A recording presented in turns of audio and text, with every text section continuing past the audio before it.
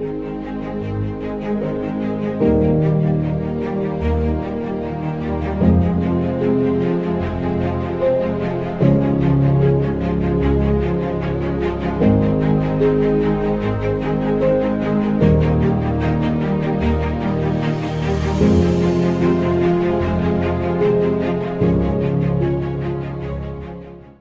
number 24. Can you believe it's 24? 2 years, 2 years. You've made this happen.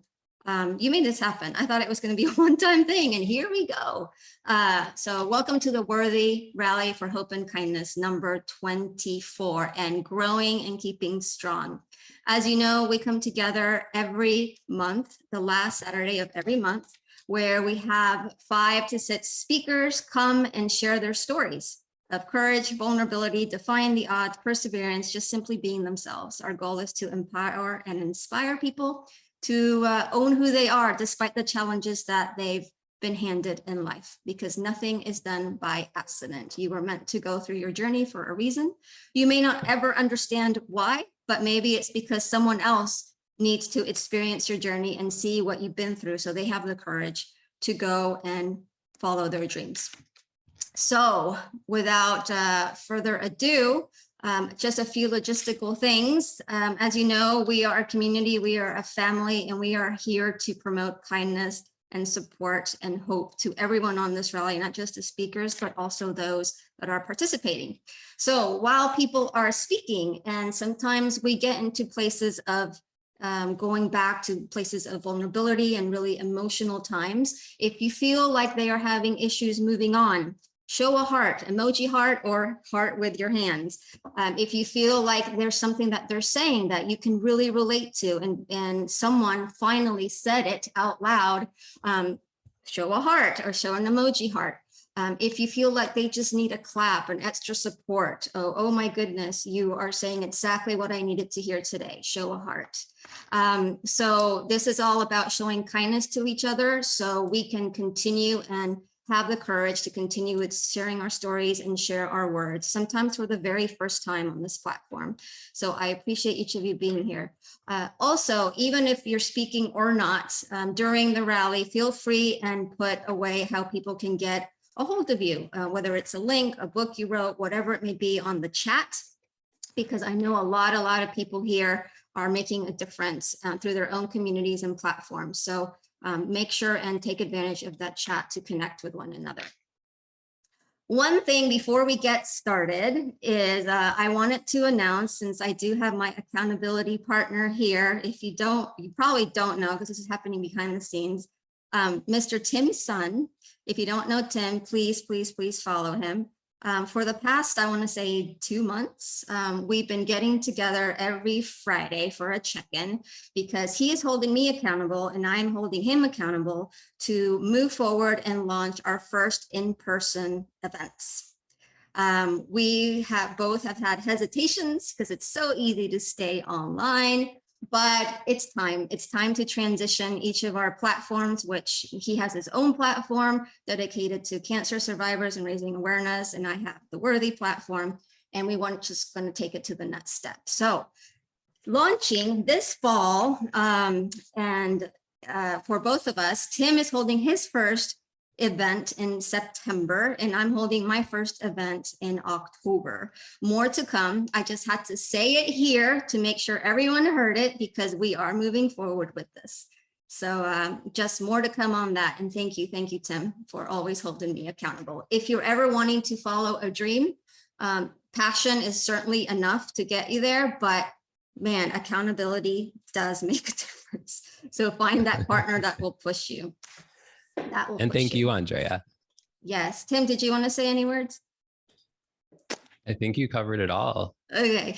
Yeah, no, I really appreciate it. It's been great to be working with you. It really helps to have someone for that encouragement, especially as we're, well, the pandemic is still kind of going on, but, you know, doing our first in-person events after a pandemic, it certainly helps having someone to encourage you. We've been meeting pretty much every week, checking in and seeing where each at. So thanks, Andrea. And yeah, we're looking forward to revealing more details as we work on them. Yes, so Tim's event is going to be September 24th, and mine is going to be October 22nd. And that was part of our accountability agreement that we had to say the events live today. So there we go. If anyone needs an accountability partner because you need that extra push on what you're doing, feel free and reach out to myself or Tim. We're happy to do this with you as well, because we are all going to make a difference in this world. So let's get started. I always have some sort of story to share before we go to our first speakers. And again, I never know what I'm going to say, but what I felt in my heart today was sharing what happened to me recently. I had this huge opportunity come up, which was never on my radar, to go to Paris a few weeks ago. I was there for about 9 days for my work. And my headquarters of my job is there. And it was amazing. First, I was really scared and intimidated because I hadn't even left the country in such a long time. But when I was there, it completely was what I needed. I took a few extra days after my work week to just explore the city. And I must tell you that it was the happiest I have been in such a long time. And let me just say that I love my family. I love my kids. I love my dogs. I love being here. They make me truly happy, but something was missing. I was not taking care of myself. And that became so apparent when I went there. And it took that to make me open my eyes and realize that, gosh, walking there, I was walking everywhere, but it was like walking 10 or plus miles a day. Even though it was exhausting, I didn't even think about it being exhausting, and it just invigorated my body. I never took the time to exercise, but it opened my mind and it opened my eyes, and it made me feel happiness again, to really appreciate all the nature around me. Yes, I was in Paris. Yes, the monuments were amazing. It was truly like my heart stopped when I was seeing these things in person. But just taking the time, I had never done this, to sit down on the grass and just look up and lay down on the grass and enjoy everything around me. I have never done that in my life. And I was just crying tears of joy because I took the moment. There was nothing that I was going to have to do. It was just me at that moment, just being spontaneous and just taking advantage of things that were always around me, but I never chose to truly live. There was a bicycle. They were renting bicycles, and I decided, oh, why not? Let me get a bike. I hadn't ridden a bike in forever. And I went on a bike ride for about almost 2 hours, and it was amazing. I felt like a kid again. And just not knowing where I was going, but just embracing the wind and the trees. And it was just such a refreshing thing. And it got me thinking, why did it take this for me to feel happiness again? Why? And I thought, okay, well, this happened for a reason. Yes, sure, it's cool to go to Paris, but this was a way of something out there, a force, to have an intervention with me. You know how everyone says that person needs an intervention, and because everything needs to stop, and that person needs to really be told of what's happening around them because they might not realize it. Well, that was, I now see as an intervention from someone out there watching out for me. I soon realized that it doesn't take me to go to a foreign city or one of the most beautiful places in the world to open my eyes. What it took was for me to go outside of my hamster wheel and really take the time of not worrying about everything that I needed to do, of people that I needed to please, of people that needed to be in my life in order to be happy, to have certain money to be able to do things, to be happy. It's not relying on those things. The happiness is around you all the time, and you don't need those things. I needed absolutely nothing to be happy at the moment, except take the time to be present and really just let nature speak to me. And I can do this here in Houston. So I continued on my exercise routine when I got back. I never, ever took the time to exercise. And it's making such a big difference. I'm seeing things in different ways. So if anything, take this as a message that even though we all mean well. We have busy lives. We mean to exercise. We mean to take time to ourselves. If you're not going to do it, something out there is watching out for you, and something will make you do it, whether you realize it's your time or not. Just embrace the moment and go with it. Just wanted to share that because that was amazing. So let's get started. Let's get started with Terri. Terri is our first speaker. Terri, I actually had the pleasure of meeting through Bill and his twin brother, Don. And Bill and I go way back many years. We've never met in person, but we go back to Twitter. We have a community that we both participate in called Dare to Be. And he's just been a huge supporter all these years. And I am a huge fan of his as well. And he was a speaker recently too. And he introduced me to his lovely family. And Terri, she recently wrote an amazing book of the journey of her and her family and her son. And I'm gonna let her tell it, but I know, and she just radiates kindness, positivity. I'm always so thrilled to connect with people like that. And Terri, I'm so excited to have you here. Thank you for your time. And I'll let you now tell your story. Thank you, Andrea, and Tim too. Isn't Andrea just fabulous, everyone? I mean, I just have to give her, she is just doing wonderful things. She is starting a movement, as well as Tim too. They are starting a movement in positive and kindness. And now with the in-person, it's just greater. And I'm just thrilled for you guys. So I will go, I guess I'll start back when I was a kid. I was born and raised in Cleveland, Ohio with my parents, and I have two younger sisters. And I went to the regular high school and everything. I participated in track and field. So I've always been athletic. I play a lot of tennis. And I also was very crafty. I was a Girl Scout. And this is all going to parlay into eventually my story here.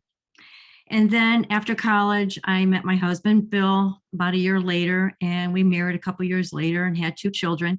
And Bill had a position available offered to him in the Washington, D.C. area. And I said, why not? Let's take a chance. Let's go. We have two kids and a dog. They're not school age yet. Let's head to D.C. area and let's give it a go. So we did. We picked up. It's hard for people to leave from the Ohio Midwest. We really dig our stakes in, but we've had this great opportunity, so why not take advantage of it? And we moved, and 10 weeks later, the wheels fell off in our life. Our son, Ryan, now 27, thankfully, was diagnosed with leukemia at age 2. His sister, Olivia, was 4 years old at the time, and it rocked their world, and it changed us forever. And you know what? I didn't know it then. I knew things were going to change, but as I reflect back now, 26 later, yeah, it changed in so many different ways, and not all of them bad either. I mean, I would give the diagnosis back, but in the meantime, we met the most unbelievable, caring, kind people in the entire world, because it takes a world really to save a child with cancer, not only from well, I was going to say from a medical standpoint, because there were some protocols out of Germany and so forth that I actually talked to a physician in Deutschland during one of Ryan's cancer bout. So it is really a worldwide. I say it takes a village to raise a child. Well, maybe it's the whole world, really. So I want to go to why this event is so important, and what Andrea is doing is, what she's doing is important. We need that in our lives. And I'm going to speak for Sharon and John and Daniel and Cathy and Jamie, my other speakers today, that this is such important work, no matter where our stories are, no matter where we're coming from, but we have a fountain of love and joy to give to you. And hopefully you'll take away some positive attributes today. So how do we persevere through the tough times? When Ryan was diagnosed at 2, we didn't know what we were getting ourselves into, but we read a lot. And what we can control at the time, because we couldn't control the chaos going around us with the therapy, right? But we can control our note taking. I can control my camera, photo journaling, everything as we went through the process. So we did that for all throughout all his treatment. So from age 2 to 10, he had he relapsed twice and he had a bone marrow, life-saving bone marrow transplant at age 10. And we photojournaled and journaled all that. And we kept records and so forth. And let me tell you, when an attending physician is asking you to see your notes from the previous night, because maybe the resident wasn't really on the spot, then we're doing something right. We figured we were doing something right. So that was a really good thing. And then our son, Ryan, just had this amazing focus. And the focus fight is like the perfect title for this book. I tried a bunch of them on, but that one really stuck because I've never seen such a kid who had such the desire and the will to live and to go through some major things and some major trauma in his life to get him to where he is. We took he was watching us for our reaction, but boy, I was watching him for his reactions for everything. And then our daughter, Olivia, who it was a sibling, and siblings get pushed aside, unfortunately, but that's the way because his case was so intense. But she was always there for us, and she is my rock today. And she just keeps us, she keeps the boat going. And she, if it sways either way, she's righting the ship. And we just can't thank her enough for doing what she's done. People say, well, how does your marriage last for everything? Well, my husband's an identical twin. He's here on the call. And I have a lot of good friends, plus my siblings, and they catapulted us. They carried us. They carried the weight of lifting us up when chips were down. I also want to mention that if anybody read the book by Professor Edith Eger, she writes in her book, The Gift, which is an amazing book, by the way. She's an Auschwitz survivor. She's one of the few living ones left, and she's probably in her early 90s now, but she's with it. She says, there is no way my suffering, trauma, and heartache compares to hers, meaning that she's talking about her herself. No, we are, like Edith, I want to say, I want people to think, well, if she can do it, meaning me or Edith, then you can do it too. We can get through the tough moments. We need help and support. We're not going to get through this life by ourselves. We need the love and support, and we got it in spades, thankfully. From the doctors, the nurses at the hospitals, art therapy, child life, social workers, the list goes on, and it's amazing. And then the COVID hit, right? And when Ryan had his diagnosis, his fifth diagnosis with squamous cell carcinoma twice on his tongue, his pediatric oncologist says to me, Terri, this is your chance now. You got to write your book. This was in 2016. So I started writing, of course. She gave me that permission, so to speak. So I started. And I would tell people, oh, I'm writing this book about our experience and everything. And I didn't really do much. I mean, I did. I started and I wrote 6 weeks in the summer and 6 weeks the next summer because he had another bout. And then I kind of put it away. And then when the COVID hit, then that's when I sat myself and I was able to write the book. And as I reflected back, memories flooded back. I laughed. I cried. I sat at my dining room table 8 to 10 hours a day and crafted it. And Bill, thankfully, was very helpful. He listened to me read out loud. He fought himself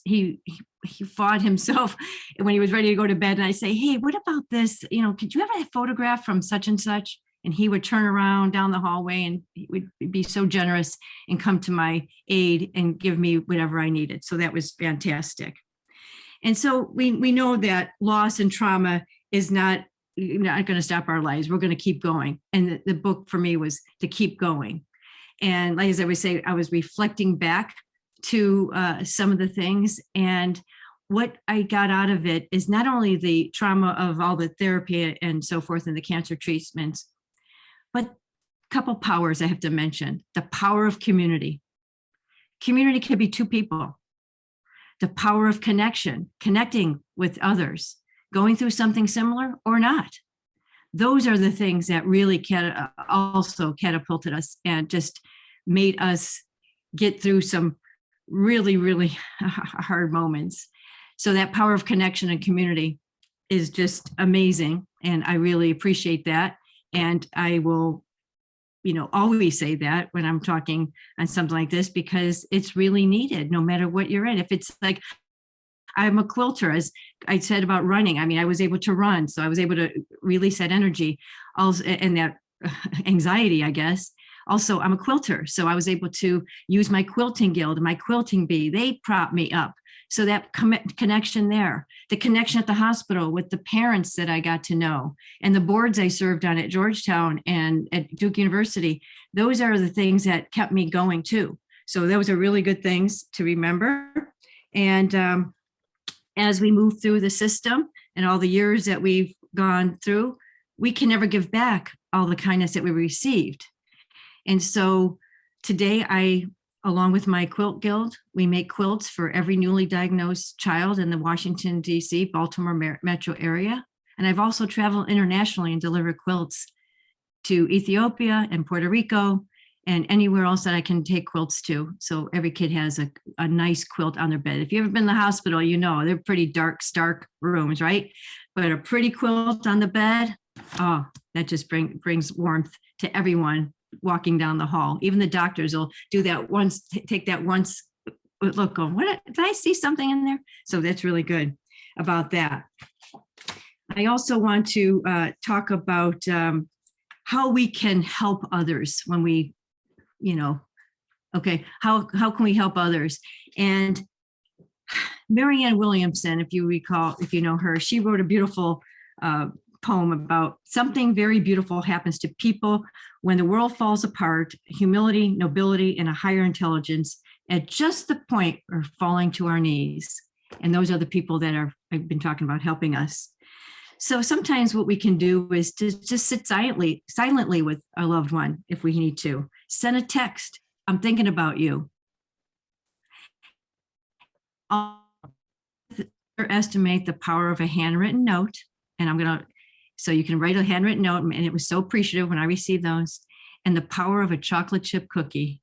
And I say that little tongue in cheek, but we can all make cookies or even buy the prepackaged ones. Take it to the families that are dealing with something. If they're not going to eat that, they're going to take it to the hospital for the nurses and residents. They're going to gobble them up. And if you don't want to make cookies, make a tray of brownies, 99 cents. You get it at Aldi, make a tray of brownies, cut them up, give them to that family.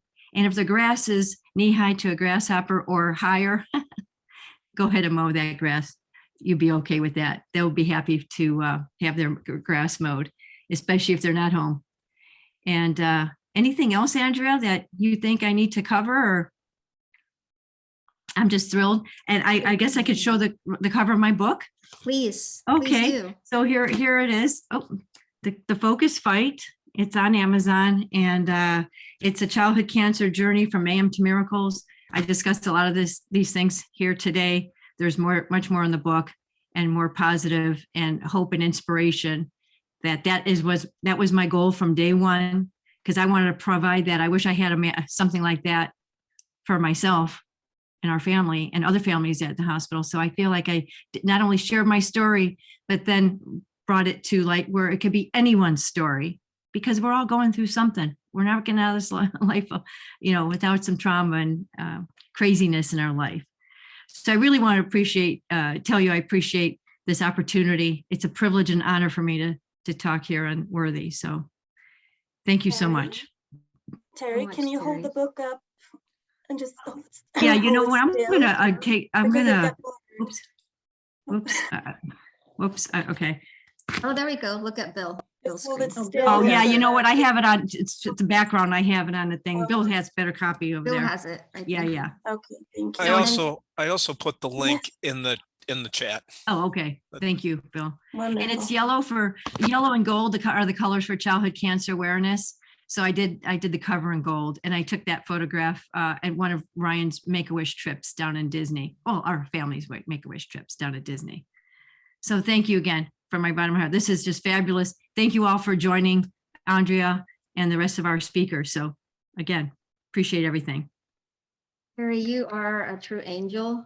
I had no idea all of that background about you. And I do want to shout out exactly everything you said. I mean, besides what you do and the book, that you also are have such a huge heart with all the volunteer efforts that you do, from founding the member association parents and oncology, childhood cancer, and then the quilter. That what you just shared about your quilting projects just blew me away.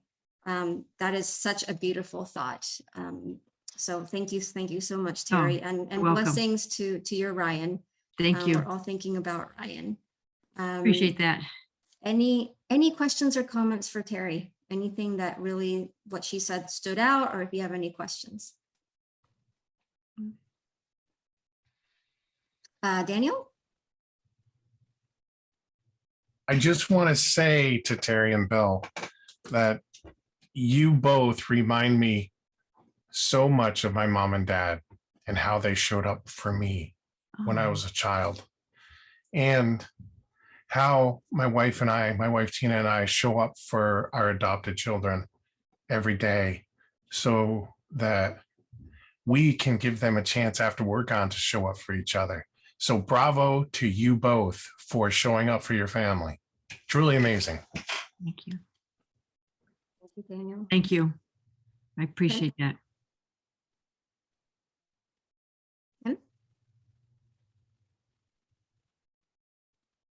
Yeah, Terri and Bill also. Terri, just thank you so much for sharing. You're such an inspiration, and you know, you have such positivity despite all that, you know, Ryan's been through and your family has been through. You have such a positive energy about you, and I just wanted to thank you for sharing that. And I have chills just listening to your story. So Thank you. I appreciate you. Yeah, sharing it's that.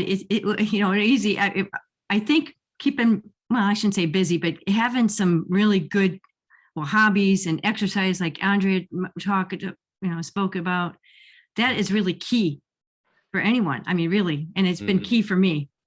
And I just remember real quick at Georgetown, we were on an air mattress. We brought our own air mattresses, and I'd cry at night, so Ryan didn't see me crying or in the shower. And I remember, okay, the thought just went this way. When it comes back, let us know. Yeah, okay. Because definitely want to hear it. I know. I remember. Please. I would just think about my sewing room, and I would just pretend I'm pulling fabrics up to this quilt that I had in my head. So that just kept me really going. Color combinations. I was able to fall asleep after that. So thank you. Thanks for listening. You have beautiful, beautiful comments. So check those out. Okay. Bill, what you just said, the hum of the quilting is a gift in the home. That is just amazing. Oh my gosh. Thank you so much, Terri. You, Ryan, Bill, Dawn, that you are all a blessing in this world. I'm so honored to have you. Let's go to our next speaker. We have Ms. Sharon Connell. Sharon, I've known for a couple of years as well. We actually met through the Houston Writers Guild. She is such a prolific, talented artist. I say artist because not only is she written so many books, but she's also a painter, and I'm a huge fan of all the art that she produces. There's always a story. And she does it so well in expressing herself. Sharon is, I'm a big fan of her work too. Her most latest one is one on simply cooking, which I use a lot at our house. But Sharon, I'm so excited to have you here and share your story that dreams can come true. Thank you. Excuse me, Andrea. I want to thank you for inviting me to speak today. And I want to pass on the encouragement that I've received over the years. It's a long journey in writing, and 10 minutes isn't a long time to speak for a writer. But I'll do my best. In 2005, Hurricane Ivan paid a visit to Pensacola, Florida, and I was living there at the time. I spent the night huddled in a hallway of my 50-year-old home alone, except for 2 dogs and a cat. But I wasn't really alone. I prayed that night because I had never gone through a hurricane like this. And God gave me peace about being there and that he would watch over us. And I actually slept through the night, some of it anyway. But the crashes and banging and howling of the wind, it was enough to unnerve anybody. But I had peace. The morning after, I went outside and I saw the devastation that Ivan had left in our community. Communication was out. I couldn't call anyone to let them know we were okay. I got in my car after I brushed everything off of it, and I traveled the mouse maze that Ivan left behind of down trees, wires, fences, corrugated pieces of sheet metal, even debris in the air because the wind hadn't died down yet. And I traveled to my daughter's house, which was a mile away, but she was closer to the bay. Praise God, she was okay, and so were my granddaughters. When communication was restored, I called my friend who happens to be here listening to our stories today, Alan O'Reilly. I don't think I called him. I think I got in touch with him online and told him we were okay. And Alan gave me those familiar words that he had spoken to me so many times over the years. Sharon, you need to be writing. And he added, you need to put this in a story. Normally I would shrug off the comment, but this time I couldn't. I couldn't get rid of the idea that I was supposed to write this story. So I prayed about it and I started writing the story. But I kept telling myself, how? I'd had no writing classes in college. I knew nothing, absolutely nothing about putting a story together. Alan told me, just write. So I did, and the story came out. When he read my story, he told me it was as good as a Christian fiction writer he was reading at the time. And that was encouragement, number one. I was working full time and I had to pay bills. I couldn't afford an editor. So Alan volunteered to proofread my work, which that was encouragement number two, but it was an experience having an Englishman who taught in university in Gisborough where he lived, proofread an American's writing. That was a lot of fun. The story was finished and I had to find a publisher. So I contacted some publishers. Being a reader, I knew some of the publishers around. So I contacted them. And mainly what I heard was, you need to get an agent. So I started looking for an agent. I would write letters and I even sent a couple manuscripts from the story.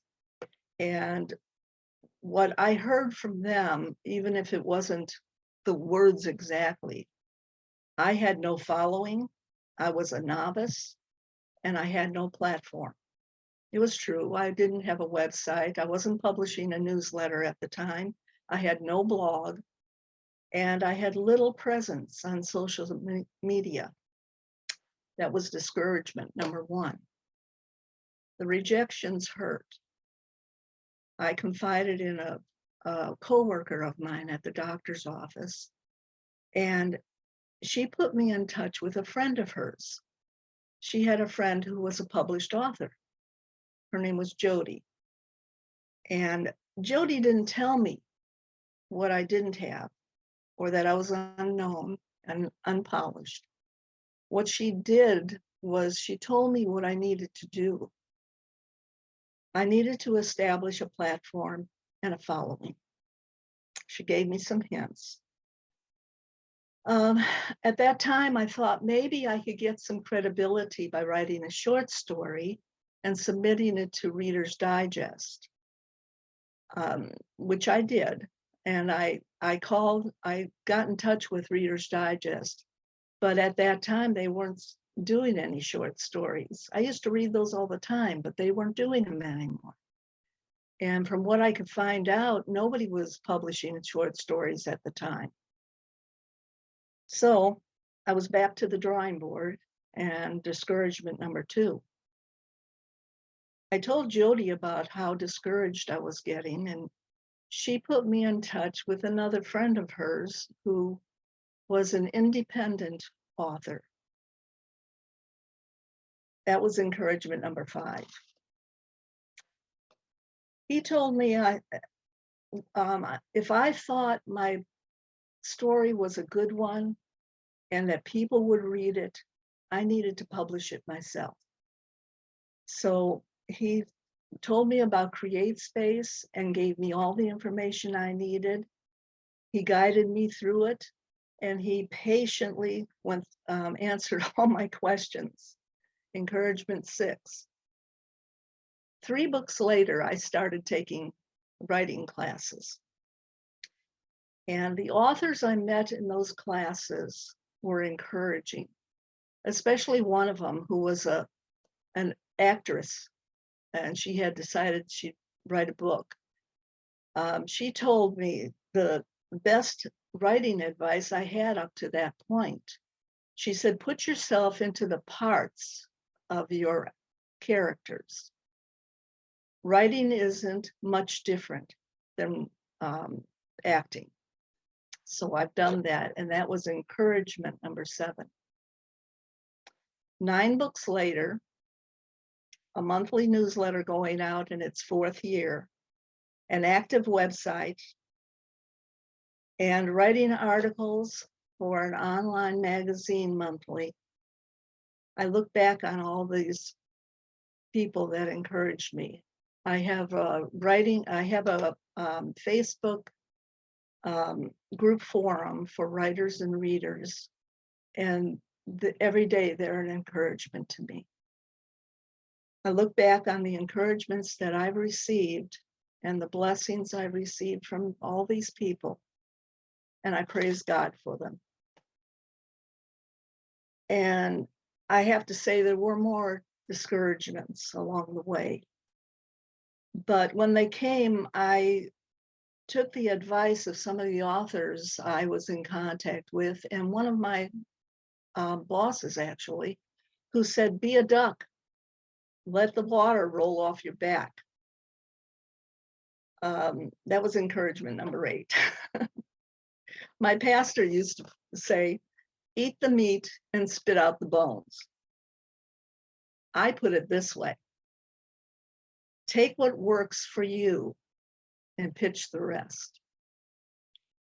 And I want to pass on all this encouragement to all of you, regardless of whether you're writing or whatever you've chosen to do.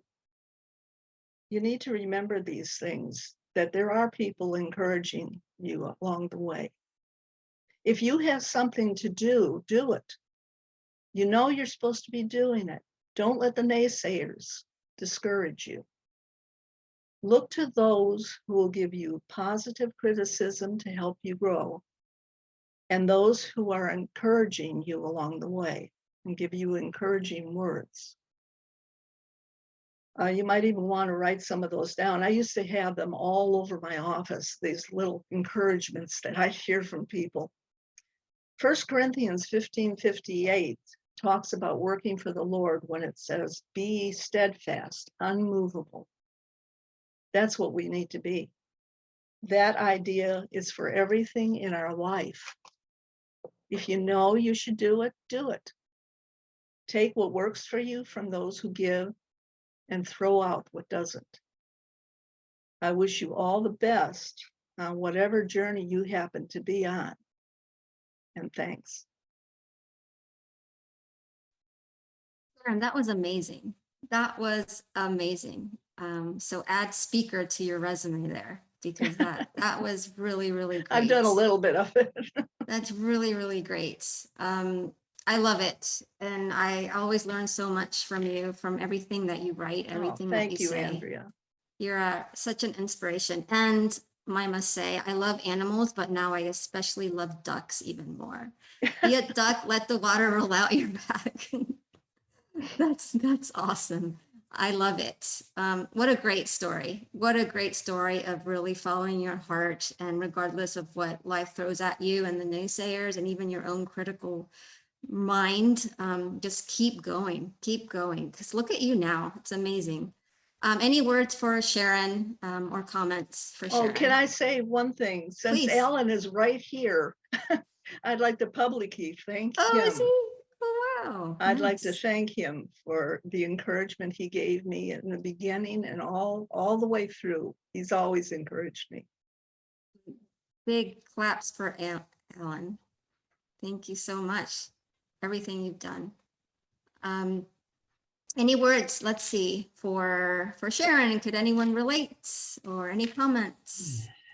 Cathy? Yeah, I really love your story. Thanks for sharing so much.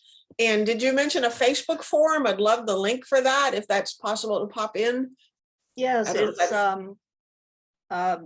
Christian writers and readers. And it's with the ampersand, but instead of AND, because there's another group that used AND after I started it. Readers is the name of your Facebook group. So I'm putting it on the chat for everyone. Okay. Let me know if I got it wrong, Sharon. But I put it on there. Let me pull that up.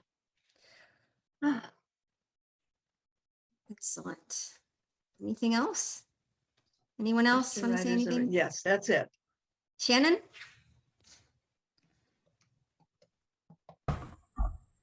Yes, I just wanted to tell Sharon that this is exactly what I needed to hear today. I think I spoke in March, right?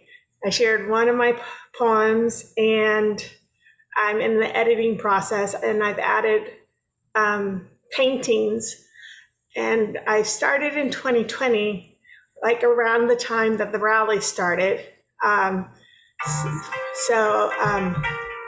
Sorry.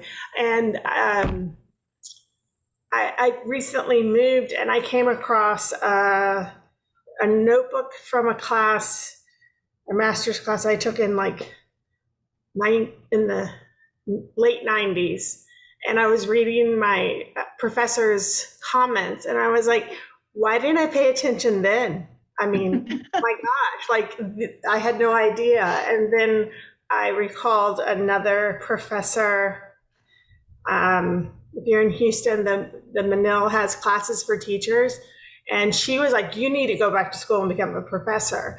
But I really wanted to focus more on my writing and develop my style. And so my poems are like, they started out just being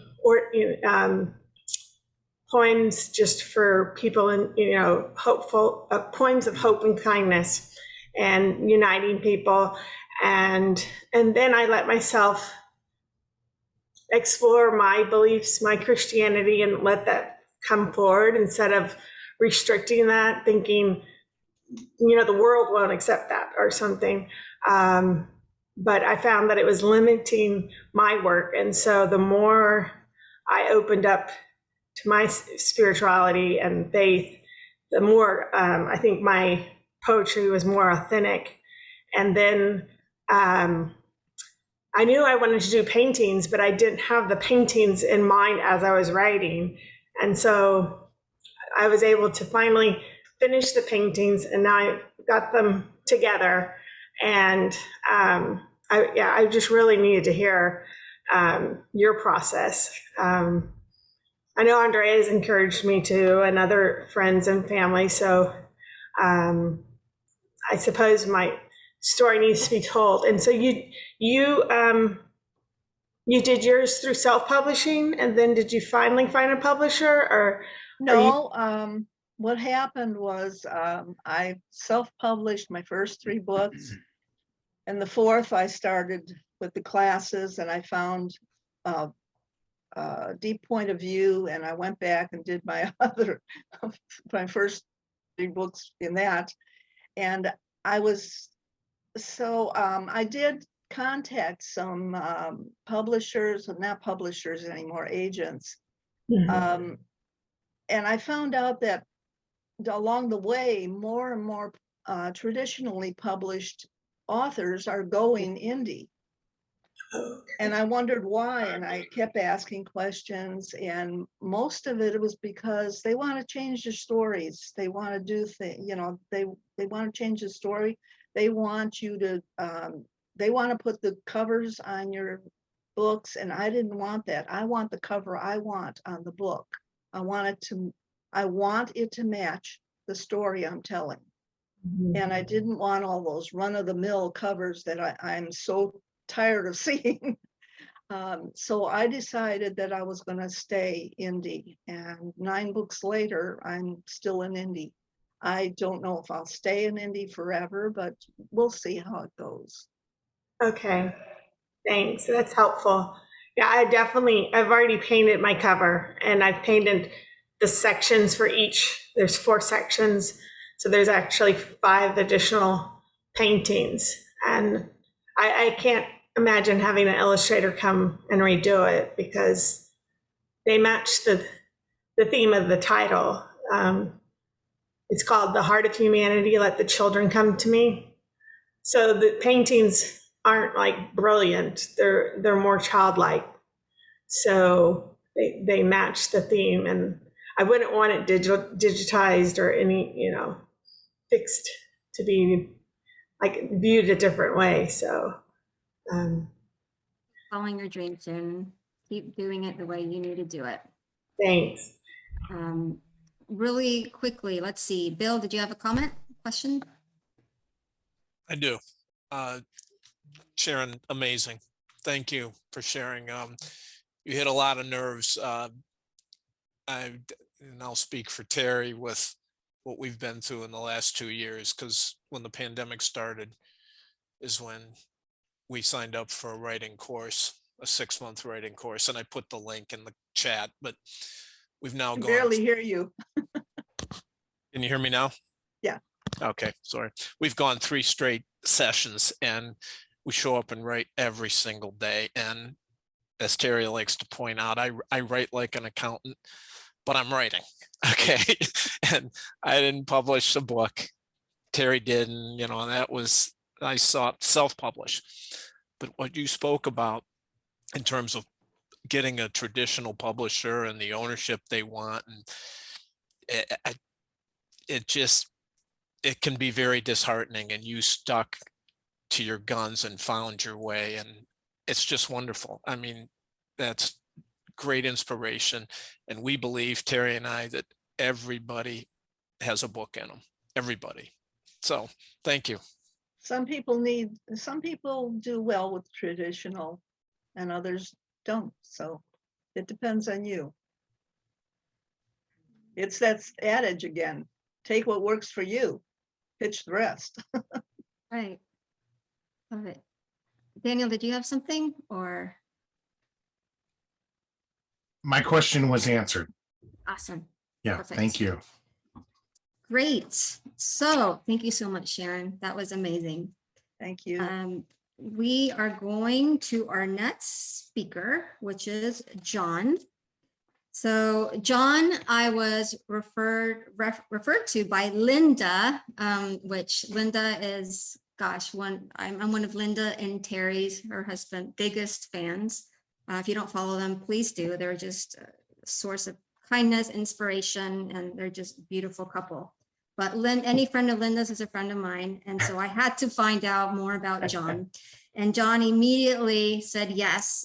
We haven't really spoken. And he said yes to coming on the show. And I know John has tremendous experience from what I've read, 30 years experience guiding organizations to national and international success. He also is an author. And I can't wait to hear your story, John. Such a pleasure to have you here.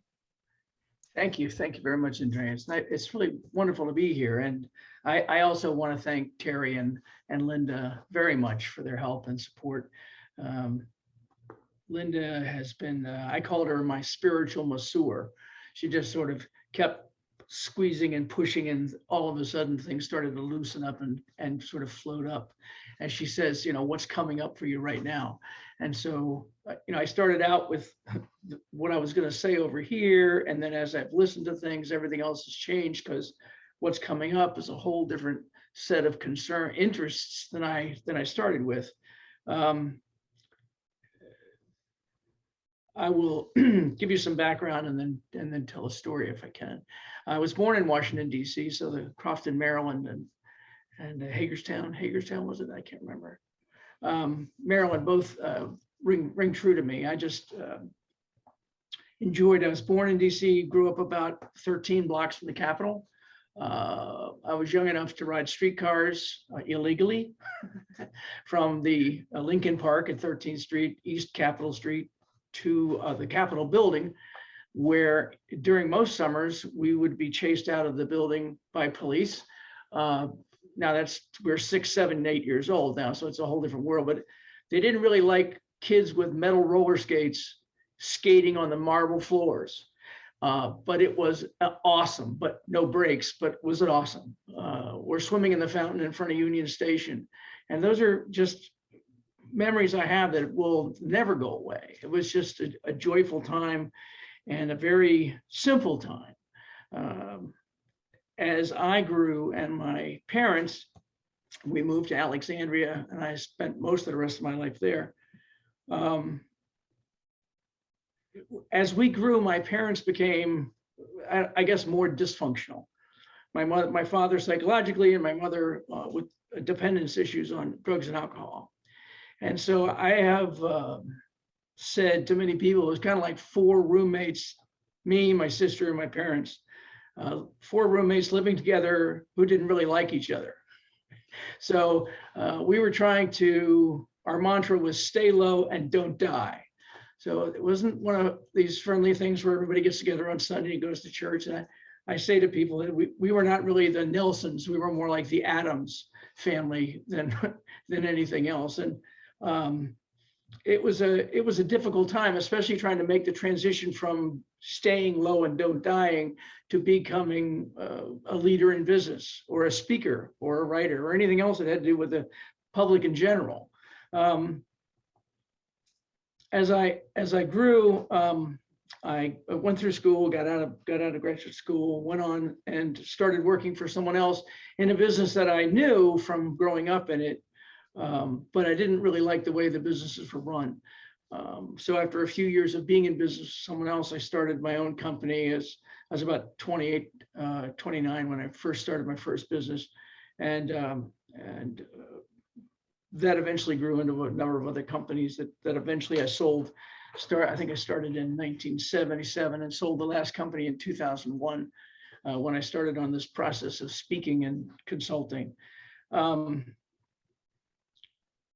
businesses were great. I mean, the problem with the business and the type of priorities that I had as a kid were things like, only the lead dog gets the view. Make sure you get yours first. It's as long as I get my deal, as my cut, my end, then everything else is okay, but focus on me first. And that was kind of how we grew up, was focus on me first. And this was the 80s, primarily when I was in business. So everybody kind of went along with that same mantra. I had a friend who had a magazine, and that was actually the subtitle of his magazine was Regarding's magazine. The subtitle was Money, Power, Greed. And I thought, well, it didn't last much past the 80s, but it was a very big magazine in the DC area in the 80s. And that was sort of the mindset was, what can I get out of this rather than what can I put into this? And I think there was a process of growing up that I felt a sense of lack associated with just focusing on me. I spent a lot of time focusing on my sister. I've been taking care of her most of my life. I sort of got out early and went on my own and got through school. She was stuck in the house, stuck with the family a long time, and ended up with a number of serious mental illness problems that I still care for her now at 70 years old. So it was was a difficult ride. And I look back and still see it some when I look at my sister and see the struggles that she still struggles with. But I am eternally grateful for the fact that I was given an opportunity to sort of move forward and change my story and come up with a different direction. And that sort of came from the fact that I built a number of companies in Washington. And this was the second company I started, was the one that started in '79. I built it up to a large company, and it was sort of in that position, I was sort of focusing on this money, power, greed mindset. As long as I get the nice car, I get the big house, you do what you can do and do what you can do with. And I continue to pretend that I was doing this all for my family. I'd taken my family, I put them back here on a back burner, and I was going to take care of them as soon as everything else got fixed. As soon as the new acquisition went in, as soon as the new sales department went in, I would take care of the family that I had put back here. What happened was in 1991, the bank came in and decided that this was an excellent time to call their loan without any notice. And I was out of leverage between debt to equity, so they could call the loan. And I went from about a 300-person company that had 300 people employed to 0 in about 30 days. So, I kind of went from this wonderkin to black sheep in my whole industry very quickly. The thing that made the difference for me was on the last day of the company being in business, which I had put everything I had into this business. So it was the most important component of my life. As far as really looking back on it, it was the most important component of my life, regardless of family, friends, anything else. It was, it's difficult to admit, but it was. So that day I drove home, and we lived in a house that had a detached garage. It was a little behind the house. And I remember driving in, pulling in, going down the driveway, and my son, who was 3 at the time, would tend to be looking out the window around the time I would come home. And this was about the right time. And I guess he saw me coming down the driveway. He ran to the back of the house where the sun porch was, and the window was an all glass back door, excuse me. And, he gave it sort of this, looking out, trying to see if he could spot me as I came out of the garage. And as I came out of the garage, he started jumping up and down. Daddy's home. Daddy's home. This is great. Daddy's home. He didn't realize, the fact that this was not a really good day for me to be jumping up and down Daddy's home. He didn't really care about that. He really cared that his daddy was home. And so I remember walking in the house and having him do this normal thing that kids do, which is, just sort of put your hands up in the air and expect your parent, whoever you're doing this to pick you up. And so I'm like, buddy, I don't want to do that today. That's, it's not the right day for this. This is just, why don't you go do something else? And no, can pick me up. And the weird thing is that the very last thing he said before he sold me into picking him up was, "It's good for you." And I still don't know where a 3-year-old came up with "it's good for you." But I picked him up and I, put him on my hip, and we were walking around talking about all the important things that had happened to him that day, and what had happened with Oscar the Grouch and Snuffleupagus on Sesame Street, and that he had ridden on the vacuum cleaner that day, and all these other things that were so big in his world. And I began to change my focus from what was all this other stuff that had been driving me crazy for years and years and years, and trying to get ahead of you and be in charge and make sure that I controlled every situation I was in. And all of a sudden I was in a situation that I didn't really have any control over, because my son Dayton was really the guy in charge.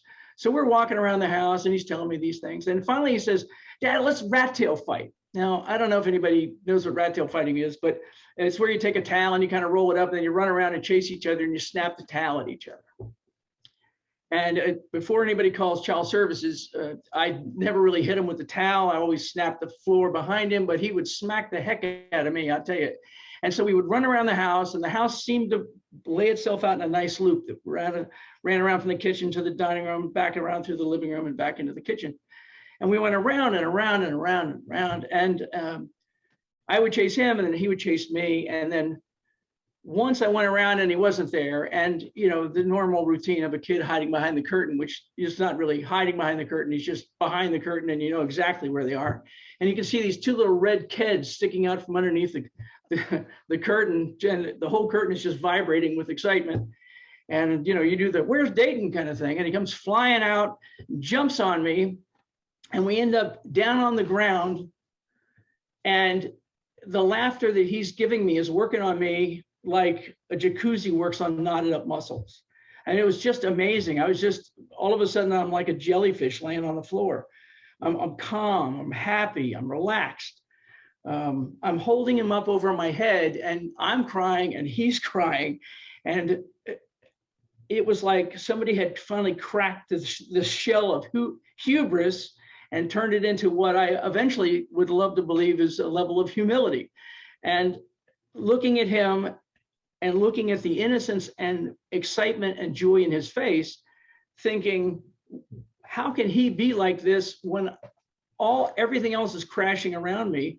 It made me believe that I can feel the way I felt, the way he helped me change my focus. I can feel that way anytime I want to, if I'm just willing to change my focus.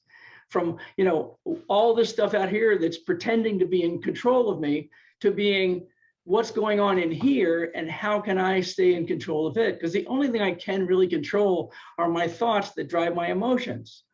I can't even sometimes control my thoughts that drive my actions, because there's been plenty of times where I've thought about behaving in a certain way, but yet what comes out is not what I thought. So the program that I tried to design and the book that I created was called The Daily Six. And it was designed for a guy like me, or a person like me in a high-end executive level position who's got a lot of demands and stresses upon them that they don't have time to take a break or a 1 hour break every day and go somewhere and relax and chill out. But how can we find a way to change our focus on a daily basis that makes us feel as if we can sort of release the stresses of the day and refocus on becoming more present? You know, this is sort of pre-mindfulness stuff, but be more present in the moment, because that's the only place that I found, like when I was laying back holding Dayton over my head, in that moment, when everything sort of came together, I felt like I really was connected to whatever's going on around us. And I did this talk, this exact same talk that I'm doing for you now, for a leadership group that I was in Washington. And a friend came up and said, "This is a book. You've got to write this as a book." And I was, sure, how hard can that be, right? So 2 years later, I had dauntingly handled a 125-page book, which beat me to death. But it was just like Sharon was talking about. The idea is here is just write, you know, just show up and write. And I did, and I went through the same thing that Sharon went through, which was because this was back when self-publishing was really looked at as vanity press, not really something to be concerned or interested in. So, so I was looking for a publisher, just like she said, and then realized I needed to find an agent. So it took me about 2 years to find an agent. And that was just one of those weird things with, oh, hey, my cousin's an agent, you know, kind of thing. And I call her, she thinks the book is a great idea. It took me 2 years to find the agent, took her about 3 hours to get me a publisher. So it really is a process of getting in the right line to get somewhere. That was Putnam published my book in 1995. No, I'm sorry, in 2005. And it was very successful. It came out, we did about 50,000 hardbacks and 20,000 paperbacks. And the hardbacks all sold out. I was very excited about that. And then the paperback started selling, and then self-publishing became something a little bit more present. So I had Amazon start publishing and printing and distributing the books, and that's worked out very well. For anybody else on here who's a writer or an author, audio or electronic books, there's a website and company called Scribble, Scribl, who provides about 80% of the revenue to the author, okay, rather than what you get from Audible or Amazon. They don't have the distribution, but you can have both. I have my book at Amazon and at Scribble. So if you're looking for a place that provides a lot more income to the author, Scribble is a good place to go. But that was sort of what it was like as a kid growing up in DC. I mean, it was an amazing time to be living in DC in the 60s with the marches and the changes. And I remember standing watching John Kennedy's caisson go rolling down the street towards the Lincoln Memorial in the Arlington Cemetery, and Resurrection City when the marches on for civil rights, and then living in Alexandria and trying to watch this sort of southern town attempt to become a little bit more open and cultured. And then what happened was, you know, this desire to be in charge and in front of everybody else that was gratefully cracked open by my son on that crazy day in 2001. And so where I am now is I run a company called Changing the Focus, oddly enough.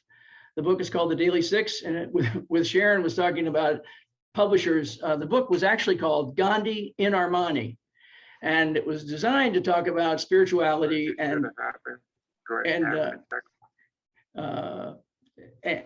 spirituality and financial work too. So it's not just finance and it's not just spirituality. It's a balance between the two, but Putnam could not figure out how to make that work. So we changed it to The Daily Six. So they were in charge of the title, but everything else is mine. I run the company. I do training.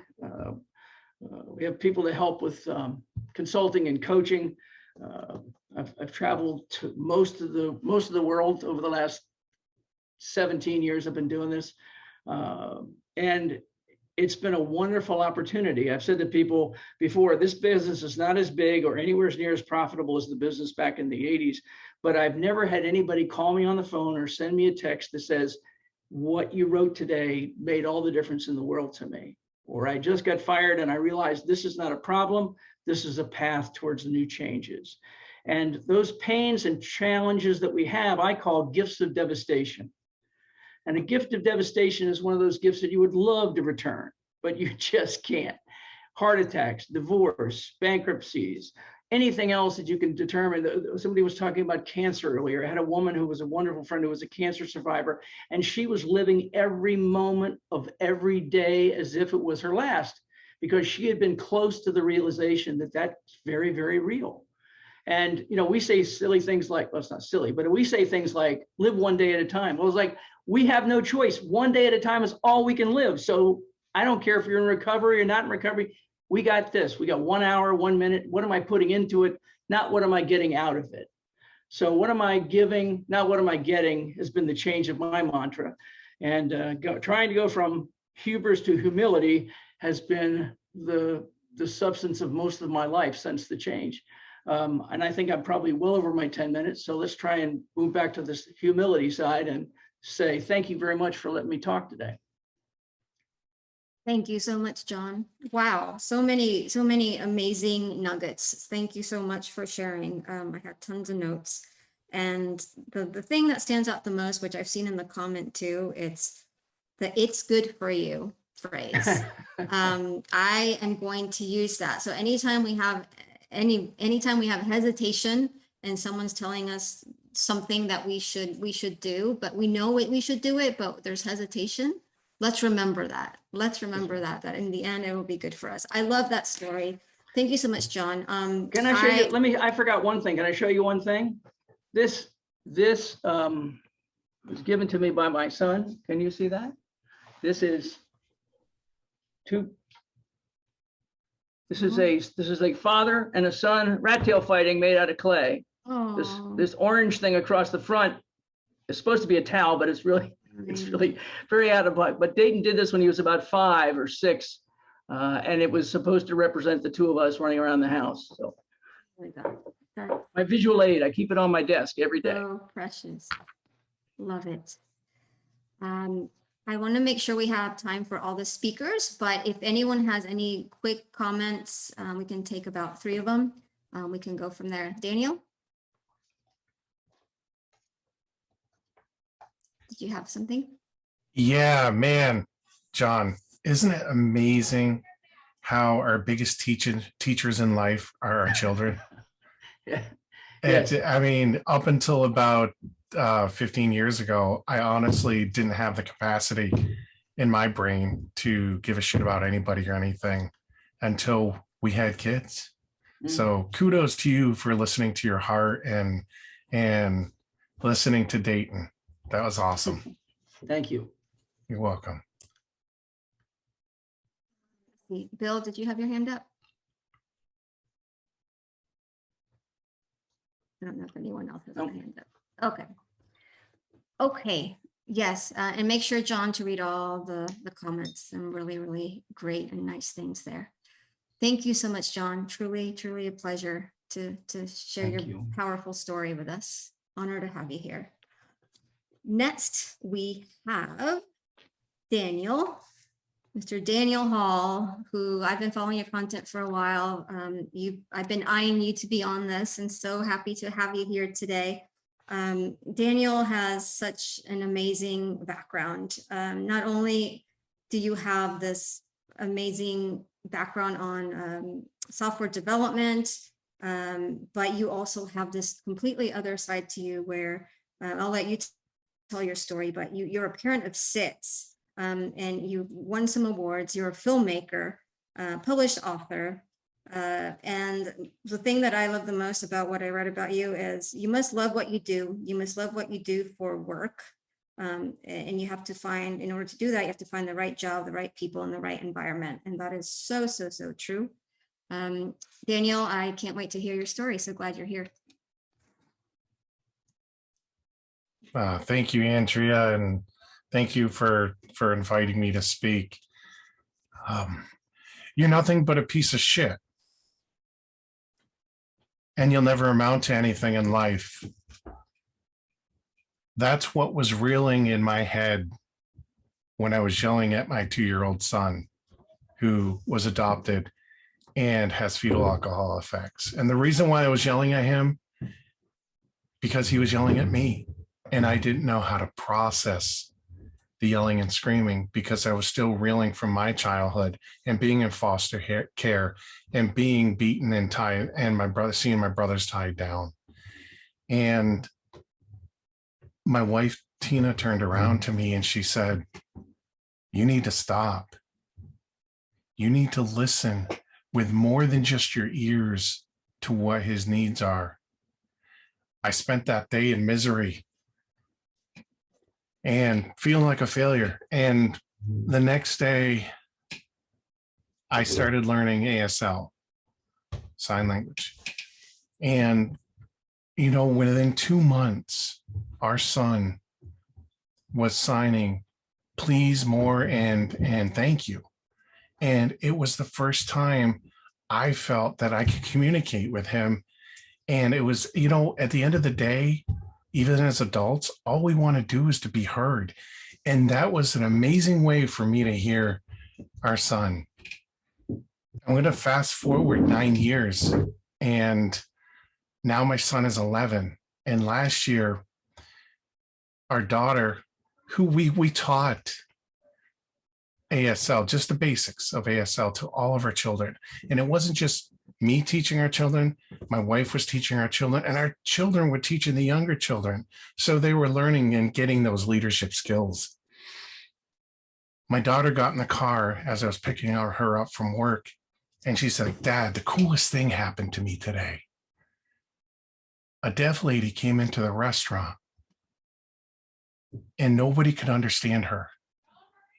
So I had her write her order down, and they let me bring the order to her at the table. And my daughter goes, 'Thank you.' And the lady got a biggest smile on her face because the lady felt like she was being heard. And it was surreal to hear that story, because if you look at where that started, all that chaos, all that yelling and screaming, that eventually led to success. And it's a clear indication of how chaos breeds success. Success for me as a person, as an individual, and success for our family and our children, because now they have the skills to be able to communicate.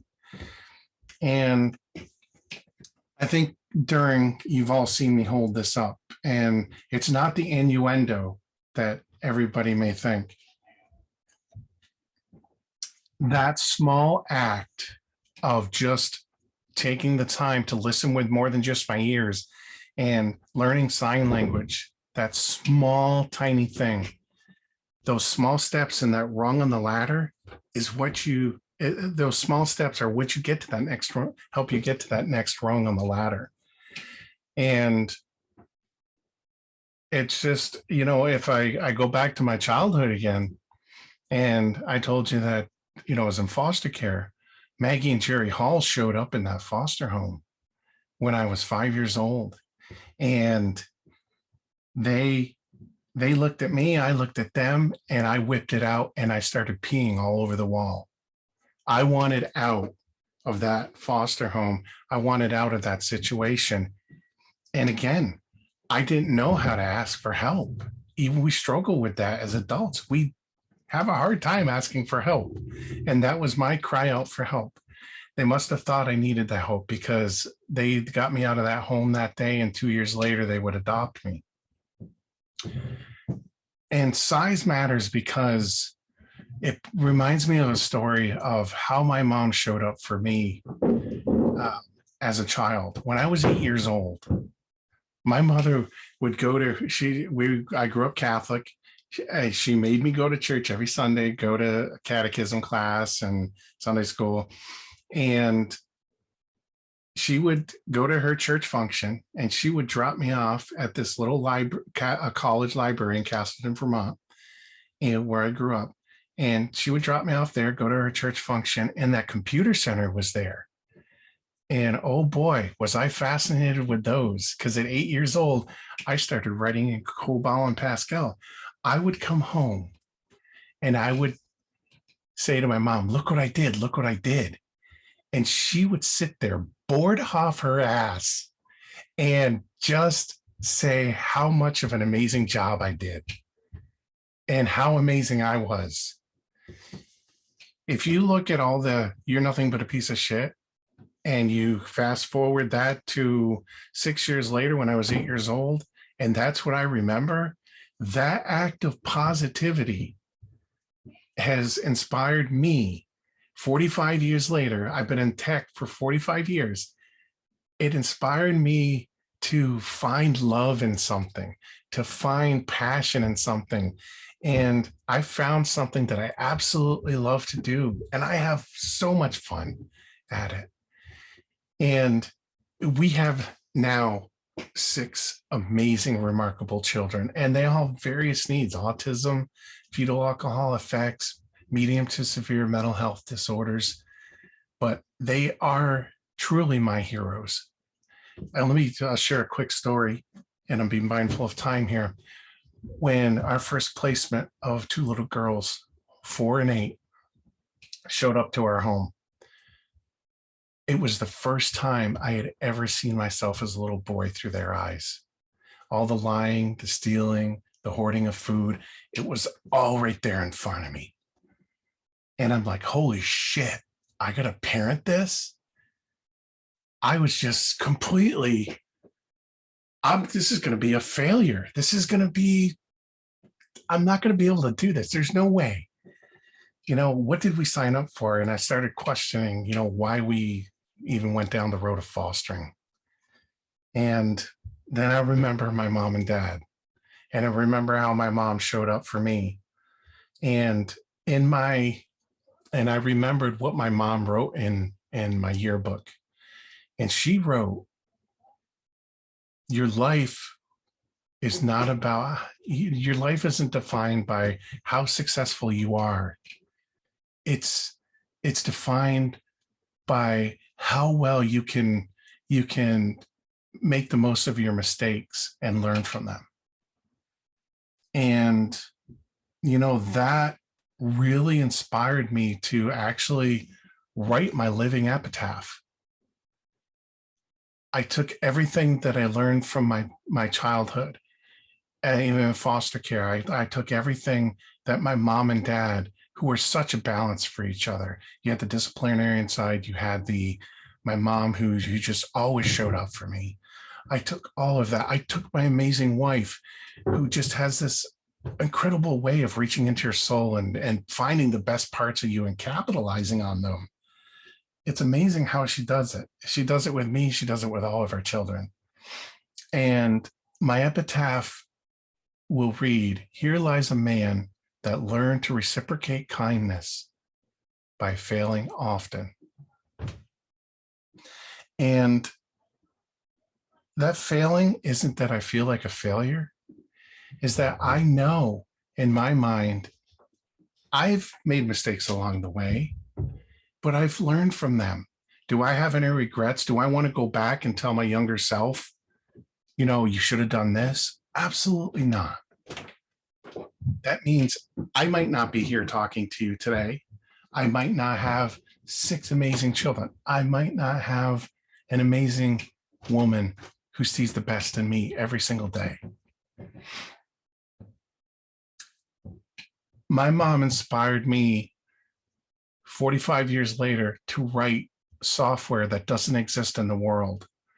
I'm the only person that has written software that'll take LinkedIn post or live stream and export the entire post or live stream out to an Excel spreadsheet. And it's that act of her showing up, just like we want to show up for our children. And we want, after we're gone, our children to show up for each other. That's why we're here. That is why we do what we do. We understand that our kids might not love us, and that's okay. And at the end of the day, the key takeaways are, just show up for each other and learn from your failures. Understand that you have to go through all this chaos in order to be successful. And if you want to really do something great as a human being, have more appreciation for people's time. So instead of saying thank you for your time, thank you for taking life. Thank you for taking time out of your life to spend it with me. Because at the end of the day, none of you will get this time back today. None of you. And that means so much to me, because my mom and dad, they showed up for me. They took that time. And our children take the time to show up for us.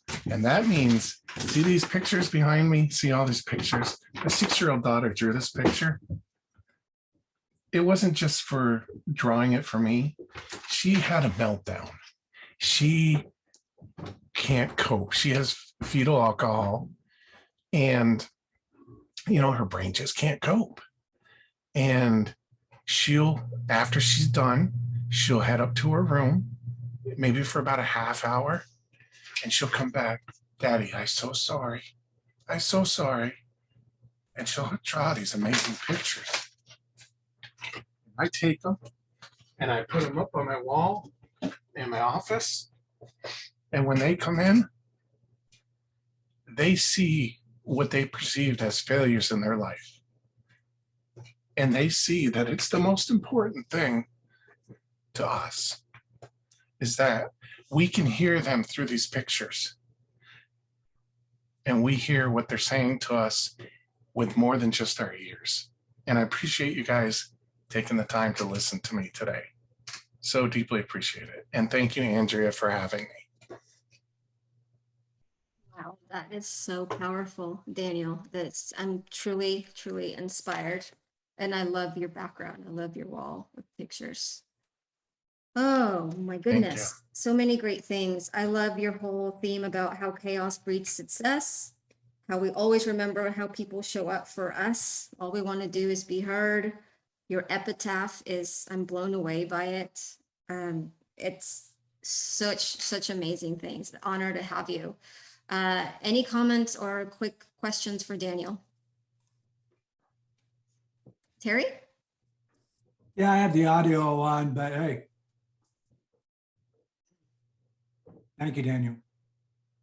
You're welcome. Thank you. Appreciate you taking time out of your life. Do you have a book out there that you can share in the chat? I do not, but I am writing, and this is the name of the book. Wow. Okay. Okay. And I don't have an engagement yet, but I am working on a TEDx talk with the same title, because I think it's a great title. It's Go Small or Go Home in our house. Those small little things that you do. You know, our son has autism and he hears things at different frequencies. And, you know, he's terrified of the fire drill. And when he puts on his socks, that's a small step, because he knows that when he's done getting dressed, it's time for school. And there's those small victories of getting dressed in the morning are so vital to him. And it's just being the cheerleader for him. So yeah, Size Matters. That's the name of the book, and will be the name of the TEDx talk as well. Please let us know when you Andrea? have that TEDx talk, if that's will. available for everyone. I will. Sharon, please. Yes. Yes, I was just going to say, if you have a website, put it in the chat. I put mine in the chat. I don't right now. I'm working on that, and most of my content is on LinkedIn. I just find that, you know, when 5 o'clock rolls around, Sharon, it's mama's time. Mama's turn to recharge. It's dad's done work, and it's time to give mama a break. And I just don't have time for a lot of the other social. So. Daniel, if you can put your LinkedIn information on the chat too. I'll I do know some that. people are asking as well. I will do that. And send me a connection. I sure will. I love it when people connect. This is amazing. Thank you so much, Daniel. That was incredible. Incredible.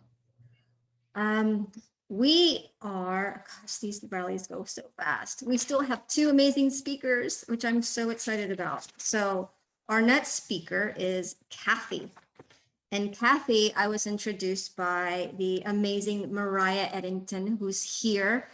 She's another one of her and her husband, Byron. They have been speakers as well. Like Linda and Terry, they're another amazing power couple, which are so full of inspiration. So I please invite you to follow them.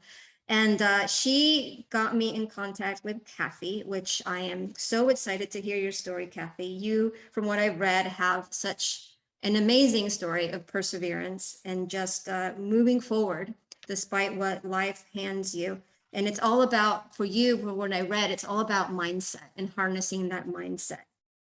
You have helped a lot of people from what I've seen with that approach. You're a coach. You're about planning your pivot, and I am so excited to have you here and honored, Cathy. I can't wait to hear your story. Thank you. Can you hear me okay? Yes, All right. Thank you, Andrea. And thank you for the invitation. I am honored and humbled to be here. I'm just really excited. I want to touch briefly on accountability partners. You mentioned that first, and Mariah is actually my accountability partner, and I want to kudos to her.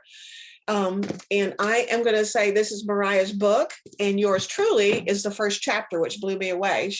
So it's so exciting to have people that believe in you.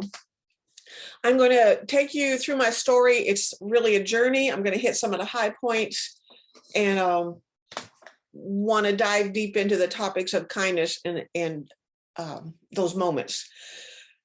In summary, my life has been a set of circumstance. You know, you go through life, you go on, and I'm the kind of person, I don't see myself as a victim at all, but I'd be like, why in the heck does this keep happening to me? Why does this happen? Why does this happen? Oh my God, you know, and digging out from one circumstance to another, even though, I did not have a victim mentality, but I'm going to circle back to that. At the age of 16, I grew up in Northern Ontario, Canada, you know, a regular middle-class family. My father was a full-time teacher. My mother stayed at home. And at the age of 16, I became an unwed mother. This was like the first thing on my resume, right? And at that time, I didn't really, wasn't in touch with my spiritual side. We went to church a lot, but I wasn't really connected. But I heard a very strong voice within me that told me that baby boy needed 2 parents and I needed to give him up for adoption. I still feel it. So he was given up for adoption. And I went back to school 2 weeks after, pretending like nothing ever happened. I was sent away. And that was probably one of the hardest things, was to walk down that school hallway when I just wanted to scream, "Where is my boy?" At the age of 17, which was exactly 47 years ago today, this is not lost on me, my high school sweetheart, that I'd finally fallen in love with my high school sweetheart, who was a good boy, and I was back at my parents' home. He was shot in one of the first ever high school shootings 47 years ago today. So that's a topic I won't go down, but it was devastating. He lived, it changed our lives forever. And to make a long story short, I moved in with his family, spent the year going to the hospital with him. And from there, at my father's insistence, I went to become a nurse. I can't say I really wanted to be a nurse. I just didn't know what else to do with myself. And I'm sure they did not know what to do with me either. I'd been pretty rebellious as a child and adventurous.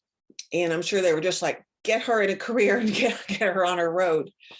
So after I went to nursing school in Toronto, at Toronto General Hospital, Ernie went back to the small town that was my high school sweetheart. And I went to New Orleans. I went on to the adventure. They were heavily recruiting for nurses in the States. And I happened to be an American citizen by being born in the States and raised by Canadian parents. So I went. I said, New Orleans and Bourbon Street sounds like a good idea. I think I'm going. So off I went. And I quickly got bored with the other nursing students who were sitting around waiting for doctors to ask them out on dates. And I'm like, I'm not having any of that. I figured out how to get on a streetcar and go down to Bourbon Street, and promptly fell in with the most interesting wrong crowd, and partied my behind off for about 5 years and became addicted to drugs and alcohol. And I spiraled up and spiraled down very, very quickly. I was over 30 by the time I got clean and sober. And I'd been through 3 treatment programs. And the last one was a state institution in Louisiana. And I finally got to detox. And from there, begged not to leave. Please don't send me out. And somehow got in a state treatment program. It's a 30-day program. And I like to say I did so well, they kept me for 90 days. But it was really because I had nowhere else to go. I begged to stay. I was homeless. And I was an alcoholic and a junkie. By this time, I was an IV addict. And I could barely stand up straight. You would not have recognized me. So by the grace of God, at the end of this July, I'll be 34 years clean and sober. And it's been quite a journey. During that time, I became pregnant. Just before I got sober, I became pregnant with my daughter, who's now 35. And it took me a while to get sober, because I didn't understand what the hell people were talking about. I was so addled, I just couldn't even understand. And as obvious it is to the rest of the world, me as a person in that position, we don't get it. I mean, I had lost so much by then, and I still didn't connect it to my alcohol and drug use. I just didn't. I'm what you call low bottom. I had to hit a really low bottom before it was like, oh, maybe this is the problem. And by the grace of God, this comes through kindness. I want to interject here that unconditional love of a few random people, excuse me. I was arrested at this time many, many times more. And the last one was kind of a big one. And I lucked out by the grace of God, and I had a female attorney named Jean. And I remember crying on one side of the desk, making my payments to her so she'd represent me. For some reason, she believed in me, and she leaned over the desk at me and she said, Cathy, but for the grace of God, I could be on that side of the desk and you could be on this side. And I thought, oh no, I could never be as good as you. Well, she stuck by me, and somehow I got in treatment again, like I said, and I've been clean and sober ever since. What I want to say there is, you never know at what point an angel comes in your life. That doesn't mean they're there forever. Although she's still in my life if I reach out. But if you can be that angel sometime unconditionally, take the time to understand where someone is, that was one sentence made a difference in my entire life. 25 years later, when I went to pick up my 25-year medallion, I was able to go get her and take her to that meeting so she could see me get that chip. Phew, excuse me, y'all. Okay, so going back to early sobriety, you know, I'm trying to figure out how to live life. Put me out in the streets, I can survive a good street fight, but how to live life on life's terms, this was like mind-blowing to me. I just couldn't get it. So I persevered. About 7 years in the program, 36 or 37 years old, I got pregnant with my third child. I want to back up to my first child that was born. I had just turned 17 when he was born. His birthday was August 16th, 1974. And last time I saw him, he was 5 days old in the hospital. Before I walked out, I asked the nurses to hand him to me so I could feed him because I wanted to memorize his face. And I did that. And that was the last time I saw him. But I thought about him all the time. And August 16th, I always wished I could just, if I could just drive by and see him, make sure he's okay. I don't have to have him. I just want to know, is he okay? But I never got that. Okay, so fast forward 20 years later, I gave birth to a baby boy in sobriety on August 18th. I called him Little Dave, but he turned to be 6'2". But Little Dave, I always got his birthday wrong. He'd get so mad at me. Mama, how can you register your own child for the wrong birthday? And I didn't tell him because I had August 16th in my brain for the last 20 years, but he was born on August 18th. On Christmas Eve, 2009, and somebody please let me know when I start to run over because I'll keep talking. On 2009, I got a phone call on Christmas Eve, and it was a man and a phone number I didn't recognize. And I thought, who is this? But who's calling me on Christmas Eve that I don't know? Must be somebody I know. So I picked up the phone, and it was a man. He said, I'm looking for Cathy Griffin. Now I'm kind of out with a new date and I don't know who this guy is and I don't want to mess that up. And I'm like, who are you? He said, I'm looking for Cathy Griffin. And I finally said, well, how do I know you? And he told me his name. Is it my Mark? I won't say his last name here. I said, well, how do I know you? He said, I was born August 16th, 1974. And I think you're my mom. And it's my son. And I lost it. I cried straight for 2 weeks. And he said, by the way, I have 2 boys and you're a grandmother. So it was like, all those people that are in sobriety, I want to say this to you. You know, we hear this sentence, don't leave before the miracle happens. And I called my 12-step sponsor after that and told her the miracle happened. You know, this is what I was waiting for. So he came down to meet us and he met his brother and his sister. In the following Christmas, 2010, he came down with his family. And I had the first time in my life, at almost 40 years old, the first time in my life, I had Christmas with all my children and my grandchildren in one room. I mean, y'all, I lost it. I was running around. I had more presents in that room. I told his wife, bring extra suitcases because I kind of went crazy. And someone remembered to take a few pictures on my crappy old couch that I had. But those are the memories. Someone was talking earlier about the memories. Those are the memories. We bypass right by them. Those are the rich experiences. 3 months later, March 21st, 2011, I was out to lunch with some girlfriends and I got a call to come to Baton Rouge General Emergency Room. And my youngest boy, David, had hurt himself intentionally. And he died the next day by suicide. And I couldn't understand why I could find one son and lose another. I still don't understand. But my first son, Mark, the very next morning after David injured himself, came from Toronto now, showed up at the Baton Rouge Hospital, and he stayed with me that whole week and gave the eulogy at his brother's funeral. So I don't really still to this day know the point of that, you know, but I do know that whatever you go through in your life, whatever, there's nothing you can tell me that you can't redefine yourself. You can't redefine yourself. There was a woman on my street who had also lost her son, and she was still taking medications 10 years later. And that's okay. That worked for her. But me being a sober person, it's really not an option. I'm not going to do that well. And I chose not to be that person. I want to redefine myself. I'm still Cathy. Yes, I lost a child, but it felt like it was, you know, written on my forehead. Don't you know? Where's my son? Again. Anyway, what I want to say to all the women out there that have been through stuff, you're not alone. And nothing really changed for me. Well, I had one more thing I want to say. I got back into corporate healthcare. You know, I was an RN all this time, moved my way up into corporate healthcare. And then after David passed, I moved to Alabama and worked for 6 years for a large company managing multiple home health agencies. Well, 2, and doubled their business, doubled their employees, and did a good job. And one morning, my executive boss came in, area vice president, said, "Today's your last day. We don't need you anymore." And he had a bunch of really stuff they made up, a witch hunt, if you will. And I was let go. Pack your belongings, no severance, no healthcare after midnight tonight. See you later. And I was over 60 years old by this point. And I'd already started to study mindset and study personal development from the mindset point of view. And I made a commitment that I would never work that hard for someone else again. I will work on my own life.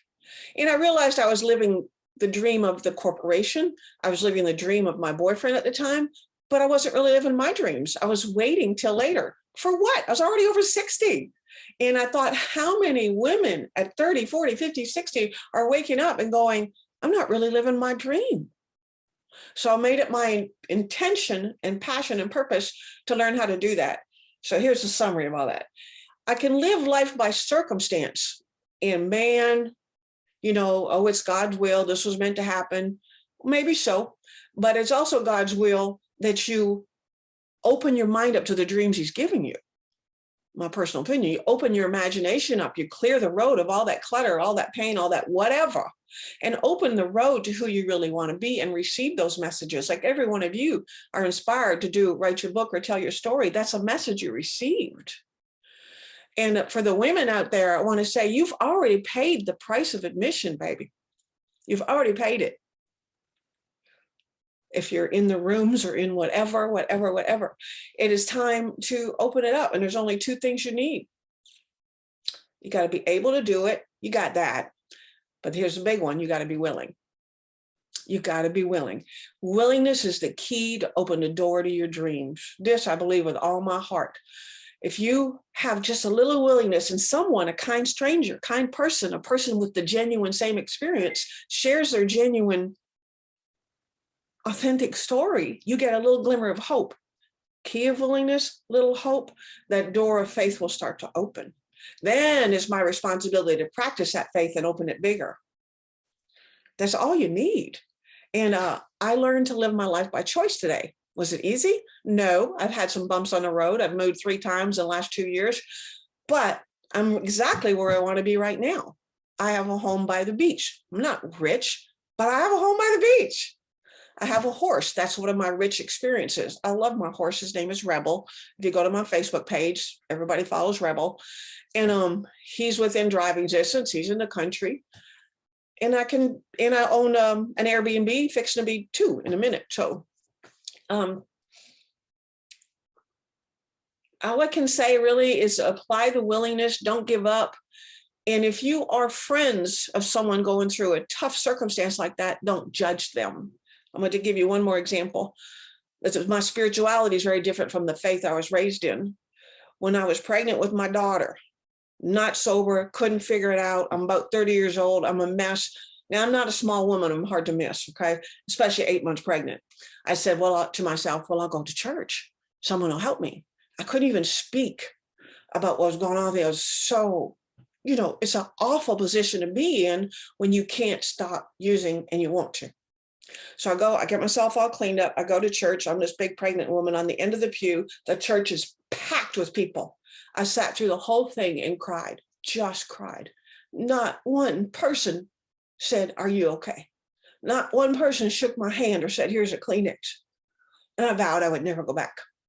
Today I have spiritual principles. I'm not dissing anybody's faith. Everybody has to find their own. But I had to work a little harder to find spiritual principles that work for me. So I say that to say, don't be afraid to hold out your hand, offer somebody a kind word. What else is there? And don't be afraid to live your life and put in the rich experiences you want, whether that's painting seashells by the seashore or galloping your horse over a green field or going to an exotic country, whatever it is, just do it. It's not too late. And That's really all I have to say. If you want to get in touch with me, I have dropped my LinkedIn profile. I do a 12-week course for women, and it's turning your dreams into reality. Thank you for letting me be here today. Cathy, you are amazing. 35 years sober. Congratulations. 34 years sober. Okay. I can't claim what I don't have yet. Well, it's coming. It's coming. Yeah. So amazing. I mean, despite what life has thrown at you, you have persevered, and you are such a shining example. I mean, you brought up that you never know when an angel will come into your life. Well, you're an angel to us today. So let's acknowledge that. Thank We you. have several angels here in the room, but oh my goodness, I hear you. I see you. I love your whole theme about always redefining yourself. Humbled, honored. Thank you, Mariah, for the introduction. This has been amazing. We have just enough time for our last speaker. And I know a lot of people have been showing so much support and beautiful words to you, Cathy. I want to invite everyone to continue to do that on the chat. Please connect with Cathy. Cathy, please put links to everywhere where people can find you, because people do want to connect with you. Last but not least, we have Jamie. And Jamie, I got introduced by Sheila McElroy, who will be a speaker in June. And Jamie has also, from what I've heard, has a great story in that she's very charming, and someone that has introduced to me like that, I can't help but invite to this rally. I know in looking at her, she's all about building community, but empowering others, but also she has a lot of volunteer work with dealing with passions with around civil rights, social actions, mentorship, animal rescue. So it just sounds like a lovely person. So Jamie, I am so glad you are here. Can't wait to hear your story. Thank you. Thank you so much, everybody. I'm filled with so much emotion. I feel like I'm going to burst out in tears hearing all of this. One of my angels is here, Linda Weber. So I just want to recognize her. Wow. This was big. This was really big. So I grew up pretty privileged in New Jersey, and then had the opportunity to live in and go to high school in Europe, in Holland, which is an amazing, really amazing country. The Dutch are pretty amazing people. They're very direct, they're very creative. And I, you know, with all that privilege, also had a very dysfunctional family, a maliciously narcissistic mother and a fairly self-focused father. And that curated me to become quite good at making sure I took care of everybody else. And kind of being the glue for the family, and expected to parent my younger sister, which is kind of a failing proposition because children are not supposed to be parents, they're supposed to be parented. So I got really good at making sure that I was taking care of everybody else, and like you, Cathy, not really so good at focusing on myself, and built a perfect little life with the love of my life, who unfortunately had mental illness, and that led to addiction and the family falling apart. And in that, I found myself to be a single mom supporting two amazing adult children who were doing good in the world. And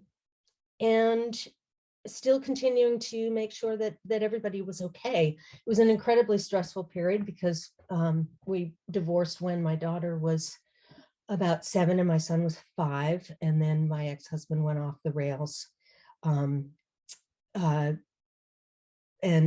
went through all the money, and just really devastated all of us with his, with his pain, his soul pain. So that was just incredibly tough for me. And then with all of that stress and raising the kids and having some fun being a consultant with Linda, doing work in Europe and all around, the kids went off to college, and I got cancer at 50 and at 53 and at 57. So, and I honor anybody who uses the term survivor. I don't. It's not that cancer didn't matter. It was financially devastating for me because I really couldn't work a lot. But I think we're all survivors because we were that little sperm that just kept floating and pursuing and persisting. And to become a human, to be born, is actually a really tough thing. So we've survived, and we are surviving, and that's kind of the way I look at it. So my journey is really still to try and figure out how to take care of myself, and still use my superpower to see and hear other people, because I really do feel that that is the benefit of having had to be the glue in my first family, is that it enabled me to be able to see and hear people in a way that resonates with them and starts with where they are. And again, still continuing to do that for myself. Right now I'm working with older adults and adults living with disabilities to help them find part-time employment in San Francisco.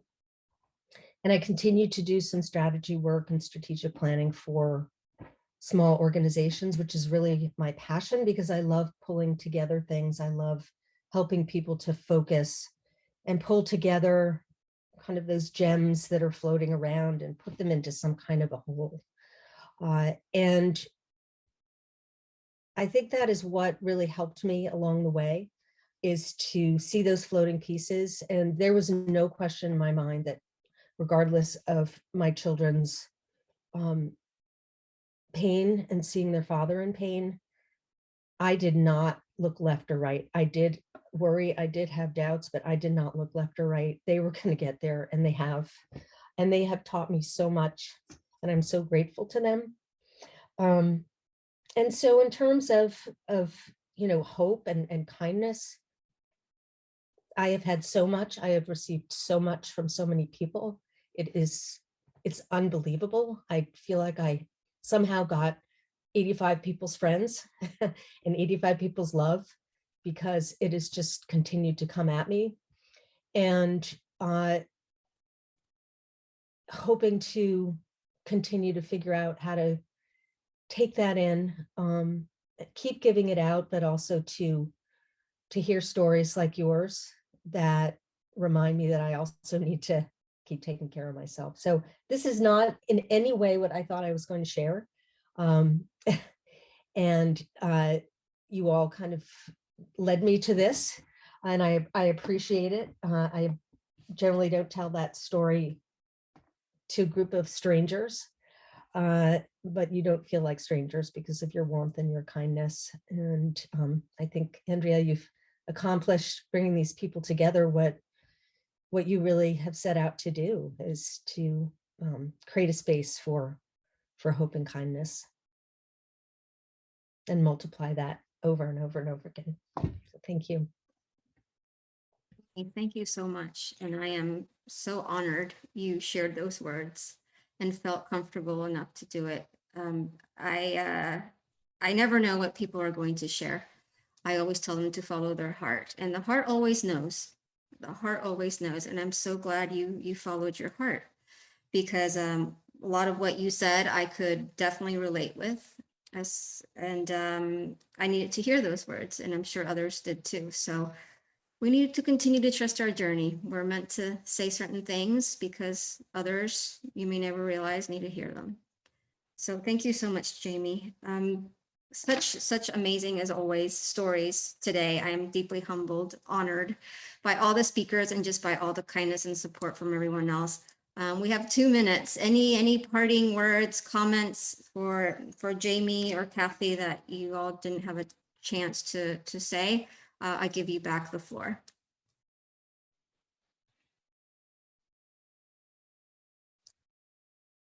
Mariah. This was wonderful. It was just an amazing time. And one thing I would like to do is, you had mentioned the accountability partner, and it's true that Cathy is mine, but what Cathy is doing needs to be said. her work right now is to raise other people up, and her goal in life is to create homes for people women in recovery, so that she can give them a space that she might not have had that will make the world a better place. So I just wanted to acknowledge that and say also to you, Andrea, that I appreciate you and all you bring to the world. So thank you. So much. Thanks for those powerful words, Mariah, as always. Catherine, you have something that I think you need to share with the group. I was just going to let everybody know, or anybody that is interested, I coach you on writing your book. I have a course on getting your book written. I have taught people how to write their book in 8 weeks. You have a story to tell. And when you let your heart tell that story, it will touch another heart. So reach out to me if you are in the process of publishing, in the process of looking for an agent or not looking for an agent. I have been working in the publishing industry since about 2007 on the outskirts, because I've never been a rule follower. So just reach out to me. I'll be happy to help in any way I can. I know other people here have services and communities of their own. If you want to share anything, I'll open the floor here now to anyone else. If not, share on the chat. Everybody, I am blessed by each of you every single last Saturday of the month. I hope you're able to join in June when we have another amazing set of 5 speakers. So if you know of anyone that would benefit from attending these or would like to share their stories, the only qualification is that you are open and wanting to share something to inspire others. That's it. So I hope you have a blessed weekend, and thank you so much for being here today. Thank you. Thank you. Bye, everybody.